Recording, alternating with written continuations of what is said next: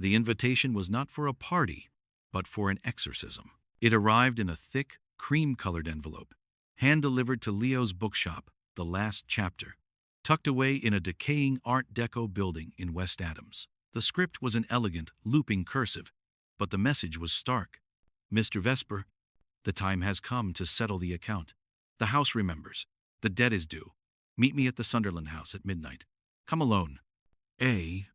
There was no signature, only that single, ominous initial. Leo's blood ran cold. The Sunderland house. He hadn't heard that name in 20 years. It was a place spoken of in whispers, a monument to tragedy perched on a cliffside in Pacific Palisades, its back to the ocean, its face to a city that had long since tried to forget it. The account it referred to was the only true regret of Leo's life. 2 decades ago, he had been part of a group of 5 ambitious UCLA grad students: Archer, the arrogant leader; Beatrice, the brilliant artist; Cassandra, the ethereal spiritualist; David, the pragmatic historian; and Leo himself, the bookish archivist. They were obsessed with the occult history of Los Angeles, and they had chosen the Sunderland house for a ritual. It was a game, a lark, a way to feel the dark thrill of the city's underbelly. The ritual, stolen from a forbidden text Leo had procured, was meant to open a door to the echo of the past. But something went wrong. That night, in the house's grand ballroom, a candle tipped. The fire was swift and merciless. Only 4 of them escaped. Archer, their charismatic leader, burned alive inside. They had made a pact of silence. They told the police they were there on a dare, that it was a terrible accident. The official story held, but they knew. They had felt a presence in that room before the fire, a cold, malevolent intelligence that had reveled in the chaos. They had opened a door, and they had not been alone. Now, someone was calling in the debt. Leo was no longer the young man he'd been. His hair was gray, his body ached, and he found solace in the quiet dust of old books. But the fear that night ignited was as fresh as a new wound. He couldn't ignore the summons. He had to know who A was. He arrived at the Sunderland house just before midnight. The gate was rusted open, the long driveway choked with weeds. The house itself was a skeletal ruin of Spanish Revival architecture, blackened by soot, its windows like empty eye sockets. The Pacific wind howled around it, carrying the salt smell of the sea. The others were already there, waiting in the vast cavernous foyer. The years had not been kind. Beatrice, once vibrant, was gaunt and twitchy, her artist's hands stained with paint he didn't recognize. Cassandra, who had always seemed to be listening to another frequency, now had a frantic, hunted look in her eyes. David, the historian, had tried to armor himself in wealth and respectability, but his tailored suit couldn't hide the tremor in his hands. "Leo," David said, his voice tight. "You got one too." "Who is A?" Leo asked, his voice echoing in the emptiness. "We don't know," Beatrice whispered, hugging herself. "But it has to be one of us. Who else knows?" A floorboard creaked above them. They looked up, their hearts pounding. A figure emerged from the shadows of the grand staircase. It was a woman, her face obscured by the gloom.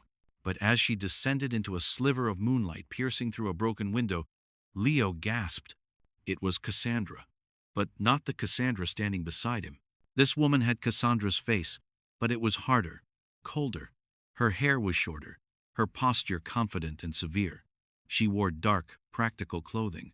"Hello, old friends," she said. Her voice was Cassandra's, but the cadence was wrong, the tone flatter, devoid of its usual dreamy lilt. The Cassandra with them let out a small, terrified cry. "It can't be. Archer sends his regards," the double said, a cruel smile touching her lips.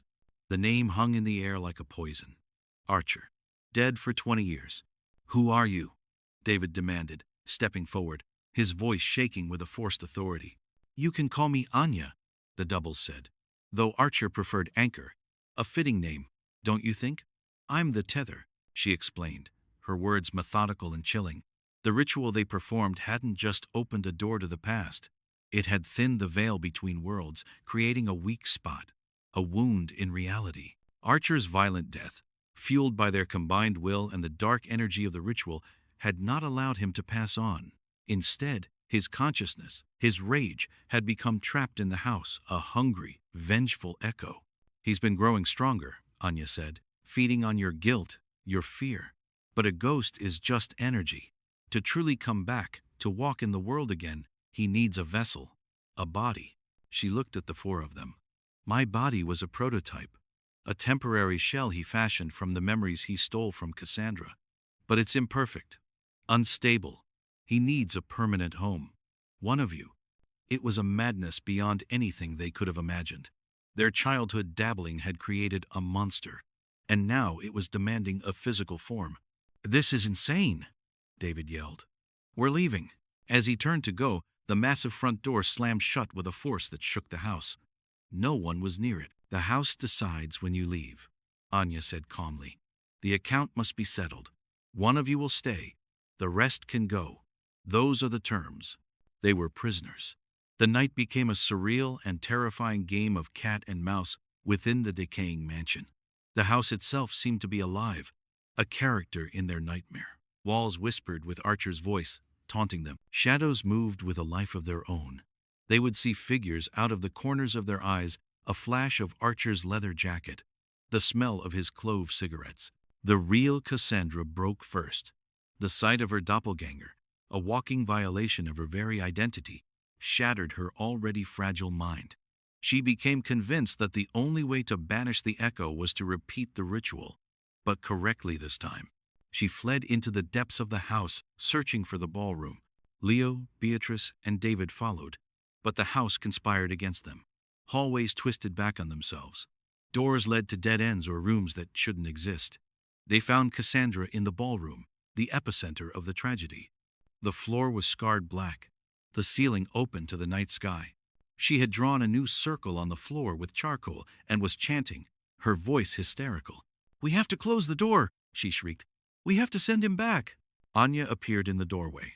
You can't send back what's already here, she said. He's not in the house. He's in you. All of you. Your guilt is his anchor. As Cassandra's chanting reached a fever pitch, the air in the room grew thick and cold. The shadows in the corners of the room deepened, pooling together to form a humanoid shape. It had no distinct features, but it radiated a hatred so pure it was a physical force. It was Archer. The shadow lunged, not for Cassandra, but for David. It was a blur of darkness. David screamed, a sound that was cut off abruptly as the shadow enveloped him. He convulsed, his eyes rolling back in his head, and when they cleared, they were no longer his own. They were filled with a cold, ancient malice. Hello, Leo, David's mouth said, but the voice was Archer's, smooth and arrogant. Miss me? Archer, wearing David's body like a suit, smiled. It's good to be back. Beatrice, in a surge of desperate courage, threw a heavy candelabra at the possessed David. It missed, but the distraction was enough. Leo grabbed Cassandra's arm and pulled her from the room, Beatrice close behind. They ran, not knowing where to go, the sound of Archer's laughter echoing through the halls. They found a narrow servant's staircase and descended into the basement, a damp, earth-floored cavern filled with forgotten furniture and coal dust. It was there, huddled in the dark, that Leo remembered something. A passage from the very book they had used for the ritual. A footnote he had dismissed as superstition. It spoke of a counterweight. If a spirit was anchored by guilt, it could potentially be unmoored by a genuine, selfless act of sacrifice. Not a ritual, but a choice. He needs a vessel, Leo whispered, the plan forming in his mind, terrible and clear. But he can't take a vessel that's willingly offered. A sacrifice made not out of fear, but out of love, would create a paradox his energy couldn't withstand. It would reject him. Beatrice stared at him. What are you saying, Leo? I'm saying I started this, Leo said, his voice steady for the first time all night. I found the book. I translated the ritual. The debt is mine to pay. Before they could stop him, Leo stood up and walked back up the stairs. He found Archer, in David's body, admiring himself in a dust-covered mirror in the foyer. Archer! Leo called out. The thing that was David turned. Come to witness the dawn of a new age, bookworm. I've come to make a trade, Leo said. Let them go. David, Cassandra, Beatrice. Let them walk out of here, unharmed, and you can have me, A willing vessel. Archer's smile widened, but there was a flicker of confusion in his stolen eyes. A willing vessel? That's not how it works, Leo. The struggle is the point. The fear is the seasoning. Is it? Leo asked, taking a step closer. Or is it a weakness? You feed on fear because you are, at your core, afraid. Afraid of being nothing. I'm not afraid of you anymore, Archer. I pity you. This enraged the spirit. With a roar, the shadowy form erupted from David's body. David collapsed to the floor, gasping. The shadow of Archer surged towards Leo, intent on forced possession, on punishment. Leo didn't flinch. He stood his ground, his arms open. He thought of his friends. He thought of his quiet bookshop. He accepted his fate, not as a punishment, but as an atonement. The shadow hit him like a tidal wave of ice. He felt an alien presence trying to force its way into his mind, his soul. It was agony, but he held on to the thought, the pure, selfless intent of his sacrifice. And it worked. The energy recoiled. It was like trying to mix oil and water. Archer's essence, built on hatred and selfishness, could not coexist with a genuine act of love. A brilliant, silent flash of white light filled the foyer. Leo heard a scream not of pain, but of sheer existential frustration that seemed to come from the very foundations of the house. Then, silence. The oppressive weight in the air was gone.